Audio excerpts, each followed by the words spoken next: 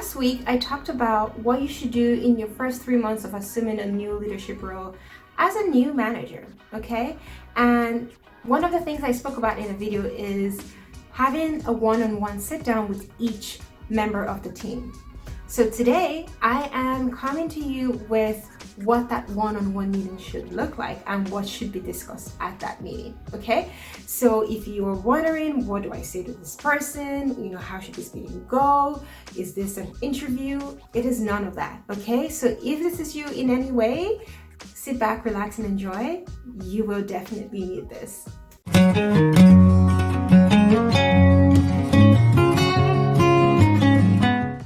Welcome to another episode on the Grow Leadership Cafe. My name is Adesoa, and if this is your first time coming across my YouTube channel, you're very welcome. It means that you're in search for tips and tricks on how to build your capacity as a leader. And on this channel, I talk about all things personal and organizational leadership for the newbie managers, okay? If you're just starting out in that new supervisory role, this is a space for you. So if you're not yet subscribed to my YouTube channel, this is a great time to do so. I post a video every week Tuesday, so subscribe now so you get a notification every time I upload a new video, okay? So moving on to the topic for today. So as I mentioned, I am talking to you about what you should be discussing with each team member at that first one-on-one meeting, okay? So this can feel a little odd, quite uncomfortable, because you don't know what to expect. And that's completely normal, all right? However, this conversation is more so about you getting to know the person sitting in front of you, getting to know each individual on the team, getting to know the people, each individual. Who are these people behind the job titles and the job description? Who are they like and what are they like? Okay, because that would really help you know how to situate yourself in that team environment, how to communicate with each person, how to support them and empower them to be the best of themselves in that new space or in that environment, and to help them grow, because people are in that environment because they like the work that they do and they want to grow in that organization. And for you coming in as a leader, especially in a team that in a team environment that there's already an established team and you are the person coming into that space, or maybe you were part of the team and you have now been promoted, so you might know these people to a certain extent, but you don't really know what their aspirations are, what their career goals are, and how they want to grow professionally and all of that fun stuff. Okay, so you might have been relating with them from a peer-to-peer level, but now you are the leader, so there is a certain level of expectation that is now put on you. Okay, and so in order to be able to do this well, to help each individual grow and be able to get satisfaction from the work that they do, you also need to know what it is that they want and where they're at in that journey or in that process. Okay, so if you are coming in you're new to that organization and you're also new to the team, this is even a bit more difficult. So, and it's even more important that you do this one-on-one sit down, because you don't have that backstory or you don't have like a history working with those people at a peer-to-peer level. All right, so in that meeting, the first thing you want to do is just get to know them. It's like, introduce yourself, let them know that you're really excited to be working with the team. And this meeting is essentially get to know, and kind of just set the tone and let them know that this is not an interview, it's mutual. So if they have questions for you, it is also a good space for them to get to know you and ask you those questions. All right, so make sure that you kind of emphasize that it is not an interview, because I've seen situations where I've had sit down with some members of my team and they felt a little unsafe and felt like I was interviewing them, and so they didn't want to share as much. Okay, so I'd say always begin with that and letting them know it is a safe space. So like for whatever you say, also give your own background, so it feels more natural. It feels like it's more of a conversation than an interview and you just asking questions and not really sharing from you, because as much as you want to get to know them, you also need to get to allow them get to know you. if that makes sense. So ask them, like, what do you do here? How long have you been working at this organization? What other positions have you held in this organization? And ask them what their goals are. It's very important that you know what their professional goals are, because you can really help them build the capacities that they want to develop, enhance the ones that they want to do more of, and build more capacity in that area, and help them really filter and support their growth within the agency. You are growing, you also want to give the people around you an opportunity to grow as well, right? And if they're like professional development opportunities that they feel like it's something that they really want and aligns with their path professionally, like make note of all of that.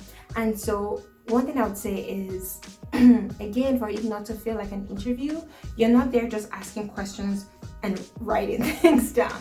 That way it feels like an interview. So like, if you feel the need to like make one or two notes, like maybe bullet points, and just let them know like this is just for your own record, and we don't have like a photographic memory, we don't have a perfect memory. So like if you want to take one or 2 points down and just write things down, you can also just let them know at the beginning, all right? And that it's not for it to be shared with anyone. This is just your personal notes, because especially depending on how large the team is, you're going to be getting a lot of information, and you kind of want to know which is for who, right? So you can let them know that this is the notes that you're writing down, and if after that conversation you can also show them your notes and let them know like this is what I wrote down, okay? So that gives them that sense of security, and peace of mind that you're not just making weird notes about them to go feed off to management or whoever. Okay, so the first thing is, again, ask them what they do in the agency, how long they've been there, what their professional goals are, and what you as a leader can do to support that growth. The other thing is, what are their interests, what are their hobbies? So like outside of the work environment, how do they like to spend their weekends, right? And for you, if you're maybe new to the city, it's also something you can chip in and say, what, I've only been here 2 years or 1 year or 6 months, and and really still trying to figure out the city, like what's your favorite thing about the city, and kind of just talk about your environment, okay? And because you might just be pleasantly surprised to know that you guys have mutual interests, you guys have mutual hobbies, and just random stuff, because it's some of those little things that helps build bond and connection with people, and you want to build connection with your team, okay? Like I said in my previous video, if you haven't seen it, go see it. It's what you should do in the first 3 months of starting a new leadership role. The first is to connect, okay? And this is how you start that connection, is really getting to know. The next thing I'll say is, for every question that you ask, please listen attentively, okay? It's not for you to go there and tell them how awesome and fantastic and all of the milestones and accomplishments you've had in your journey. It's really about the person sitting in front of you, okay? So obviously this is private, this is in your office, or if you guys maybe just wanted to go for like a lunch outside of the office to have this conversation, that's fine as well. So in summary, it's essentially, who's the person behind the job title? What are their hobbies? What are their interests? What are their professional goals? Because you're there to empower them to be their natural best selves. And if there's skills they want to learn, like how do you, like, you don't have to have the answer right away, but it's good for you to know at least, because this will help you when you're assigning tasks, when projects come up and you're like, oh my God, this person is very passionate about this type of topic. This is something you can give to them, and they can be the lead on that specific project, okay? But it will really help you. And when you start doing that, and they're going to think in their mind, oh, this person was actually listening to what I said, and it just again helps to reinforce and create, strengthen the bond and connection that you have with each team member. Okay, you're not just there to take notes and that's it, because again, maybe you find out maybe they're married, they have kids, or they tell you, oh, my wife Sarah works at this other organization, or she works down on the street. If you see them the following day or the following week, after the weekend, it's like, how is Sarah? How are your kids?